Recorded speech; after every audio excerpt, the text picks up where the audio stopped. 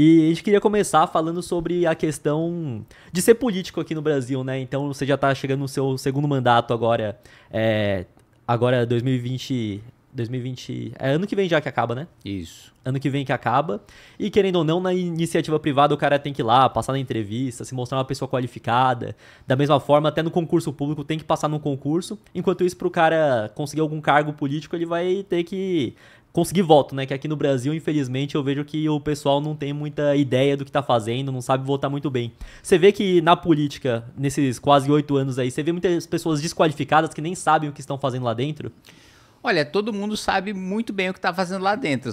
O problema é que está fazendo coisa errada, né? Eu acho que, infelizmente, o eleitor deveria ser mais qualificado para poder eleger pessoas com mais critério, né? Eu vejo muitas pessoas de vez em quando falando, mas se tivesse uma prova, se tivesse uma exigência de título. Primeiro que não significaria nada, porque só o que isso ia ocasionar é, primeiro, a maior parte dos parlamentares tem graduação, tem títulos, e isso não adianta nada. E o segundo ponto é que quem não tivesse ia lá e ia comprar. A gente está no Brasil, assim, isso não ia mudar absolutamente nada, né? Se o eleitor não tem um nível suficiente para fazer uma escolha criteriosa de alguém que esteja preparado, de alguém que tenha estudo, de alguém que tenha disciplina, esquece, não tem exigência que solucione esse problema, né? O problema está no eleitor, né? E hoje, não à toa, a gente tem cerca de 300 parlamentares que se elegem sem ideia nenhuma, que se elegem sem defender nada. É o que a gente chama de centrão, aquele cara que se elege inaugurando obra no seu reduto eleitoral. E o eleitor acha bonito. Por quê? Porque não sabe que não é papel de deputado inaugurar obra, executar orçamento, é papel do Poder Executivo. Ele não sabe a diferença entre executivo e legislativo, ele esquece em quem ele vota para deputado. Então, eu sou um dos maiores... O Congresso Nacional tem uma imagem muito ruim. Eu, pessoalmente, acho que ele tem uma imagem melhor do que merece, né? Se as pessoas conhecessem mais o Congresso, desprezariam mais. Mas ainda assim, apesar de eu ser um crítico da classe política... E é fácil ser crítico da classe política, né? Porque, tirando a minha mãe, que gosta de mim, eu não conheço ninguém que gosta de político, é fácil você bater na classe política. Agora, é difícil você apontar a raiz do problema que está no eleitor, né? As pessoas não chegam no Congresso Nacional para uma nave alienígena que deixa eles lá, né? A população coloca essas pessoas lá. E por que a população está votando tão mal? A gente tem uma população pobre, miserável, a gente tem uma população mais do que pobre e miserável, com uma educação muito ruim, e a educação no Brasil é ruim para todas as classes, a elite é mal educada no Brasil. Você vê um dado assustador do PISA, né, do Exame Internacional em relação a quem está no ensino médio. Os alunos 10% mais pobres do Vietnã têm uma nota igual do 10% mais rico do Brasil. Então o cara está numa escola de 15 mil reais por mês e ele tem um desempenho pior ou igual de um aluno miserável do Vietnã. Então o problema da educação no nosso país já perpassa classes sociais, né? Caramba, essa daí eu não sabia mesmo. Que o pior do Vietnã de renda tá próximo, tá no mesmo patamar da classe mais rica aqui do Brasil. Isso é loucura mesmo, né, Matheus? Black Friday vitalícia Milionários Eternos. Você vai ter acesso a todos os nossos cursos, seja para ganhar dinheiro criando conteúdo para internet, quanto também para investir de forma vitalícia. E para ter acesso a essa oferta é muito simples. No dia 6 de novembro faremos uma live e para se cadastrar e ter acesso a essa live é muito simples. É só vir aqui no link da descrição, colocar seu nome, e-mail e, muito importante, entrar no grupo do WhatsApp. E que benefício que o político tem quando ele é eleito? Então muitos falam que ele tem auxílio carro, moradia, paletó. Se tu pudesse discorrer um pouco aí pra gente. A única lenda é o paletó. Esse não existe, nunca existiu. Mas o que tem é auxílio mudança, né, que é um salário extra no momento que você ganha e no momento que você sai. O que não faz muito sentido, porque quem é reeleito ganha também. Você está se mudando de onde, se você já tem mandato? Quem é de Brasília, quem é eleito por Brasília também ganha. Então, peraí, você está se mudando de onde? Você é de Brasília, você vai se mudar para Brasília? Também recebe. Eu abri mão desse nas duas vezes, nos dois mandatos, doei tanto de entrada como de saída.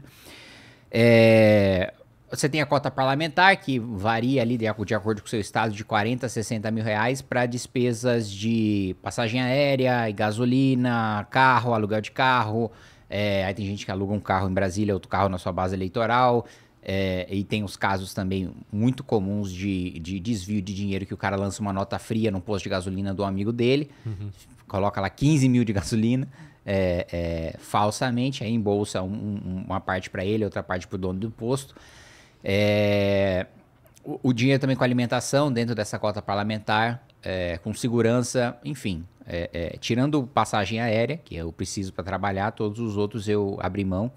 E só para você ter uma ideia, né? Eu sozinho, da economia de abrir mão de privilégios, economizei R$1.500.000, né? E agora multiplica isso por 513. E você tem ou apartamento funcional ou auxílio moradia também, para além de tudo isso. E o próprio aumento de salário que você teve na última legislatura, que também votei contra. Fui o único a votar contra e ao mesmo tempo doar aumento já...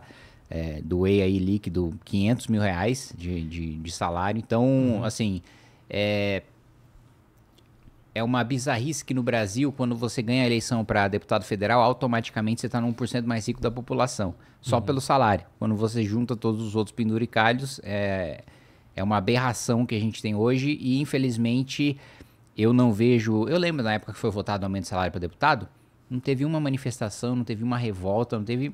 As pessoas, achamos ruim. Ponto. E a maior parte dos deputados que votaram a favor do aumento de salário se reelegeram, né? Então, mais uma vez, tá a culpa recaindo no eleitor. Exatamente, né? Porque se o cara vota nisso, o eleitor não observa, não vê e acaba votando novamente, aí acaba sendo complicado. Inclusive, eu tinha visto até um dos deputados comparando com o salário, acho que era de jogador de futebol, né? Que beleza, que é muito dinheiro, mas comparado é pouco, né? Exatamente. Foi com quem eu discuti no plenário da Câmara, o deputado Marcelo Ramos, que eu falei, gente, pelo amor de Deus, a gente passando fome, a gente acabou de sair de uma pandemia, né? Tá falando isso aí em 2022. E a gente aprovando aumento de salário para deputado, presidente da República, procurador-geral da República, não tem o menor sentido. Ele falou, se comparar com o cara que, né, pede esmola na rua, de fato é pouco, mas com um jogador de futebol que presta um serviço muito menos relevante pro país. Eu falo, meu amigo, mas jogador de futebol é dinheiro privado, né? Ninguém é obrigado a financiar o salário do jogador de futebol, ninguém é obrigado a ir pra um estádio, ninguém é obrigado a assistir um jogo, ninguém é obrigado a comprar uma camisa de time, tudo isso financia o salário do jogador de futebol. Agora todo mundo é obrigado a pagar imposto, né? Então, enfim... Você enxerga que essa fala dele acaba sendo uma articulação ou ele realmente acreditava nisso? Ele realmente acredita, como vários outros acreditam, né? É um descolamento da realidade, e eu já disse e fui criticado principalmente por veículos de Brasília, ou metrópolis, que Brasília é a ilha da fantasia, né? Que é a maior renda per capita do país, né? O pessoal fala muito da Faria Lima, fala muito da elite financeira. A maior renda per capita do Brasil é Brasília, é o Distrito Federal. E a região com a maior renda per capita não é Faria Lima, não são os Jardins, é o Lago Sul, Brasília. Então, tem um fundo constitucional, tem os salários do servidor público federal, que em média são o dobro do servidor municipal, 50%, 60% a mais do que o servidor estadual. Então, Brasília vive de privilégios financiados pelo resto do país, né? Principalmente o estado de São Paulo, que é o estado mais populoso, o estado mais produtivo e aquele que acaba financiando não só Brasília, mas outros estados também que dão prejuízo em relação àquilo que pagam para a União. Basicamente, se o político quiser não mexer no salário e viver somente do auxílio moradia e tudo mais, ele consegue, né? Sem levar em conta ainda que... Na maior parte, sim. Sem levar em conta ainda que ele pode colocar uma nota fria, por exemplo, que você trouxe aqui, e colocar mais dinheiro no bolso ainda, né? Exato. Isso desviar a emenda parlamentar, né? O cara manda...